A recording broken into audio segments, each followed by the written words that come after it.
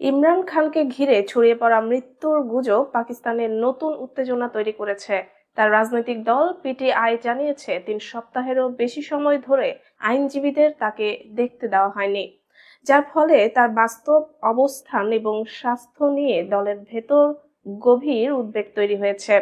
২০২৩ সালের আগস্ট থেকে দুর্নীতির অভিযোগে তিনি কারাবন্দী, যেখানে তিনি ১৪ বছরের সাজা ভোগ করেছেন।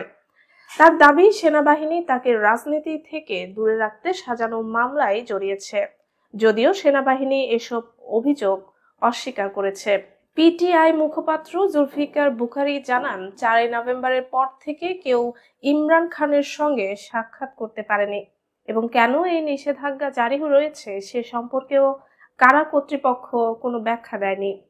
দেশটির সাবেক প্রধানমন্ত্রী হয়েও তিনি যেমন সাক্ষাতের সুযোগ পাচ্ছেন না, তেমনি প্রয়োজনীয় চিকিৎসা সেবা থেকেও বঞ্চিত হচ্ছেন বলে অভিযোগ তুলেছেন তিনি। তার দাবি, ইমরান খানকে বেআইনিভাবে বিচ্ছিন্ন করে রাখা হয়েছে, যা তার স্বাস্থ্যের জন্য ঝুঁকিপূর্ণ হতে পারে। এই পরিস্থিতিতে পরিবারের সদস্যদের দ্রুত সাক্ষাতের অনুমতি দেওয়ার আহ্বান জানিয়েছে দলটি। এই অবস্থায় ইমরানের পরিবার ও দলের সদস্যরা কয়েকদিন ধরে আদিয়ালা কারাগারের সামনে বিক্ষোভ চালিয়ে যাচ্ছেন। একই দাবিতে তারা নতুন কর্মসূচিও ঘোষণা করেছেন। যদিও কারা বিধি অনুযায়ী তিনি সপ্তাহে অন্তত একবার বাইরের মানুষের সঙ্গে সাক্ষাৎ করার অধিকার রাখেন, কারা কর্তৃপক্ষ প্রয়োজনে এই অধিকার স্থগিত করতে পারে। আর দলের দাবি ঠিক সেটিই ঘটেছে। স্থানীয় গণমাধ্যম জানাচ্ছে, ইমরান খানকে হয়তো কোনো উচ্চ নিরাপত্তা বিশিষ্ট কারাগারে স্থানান্তর করা হতে পারে, যাতে তার সঙ্গে যোগাযোগ আরও কঠোরভাবে সীমিত করা যায়।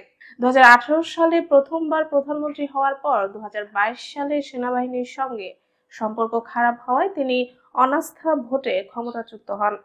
২০২৩ সালে গ্রেফতারের পর দেশ জুড়ে সেনাবাহিনী বিরোধী বিক্ষোভ ছড়িয়ে পড়ে এবং পিটিআইও ব্যাপক দমন পীড়নের মুখে পড়ে।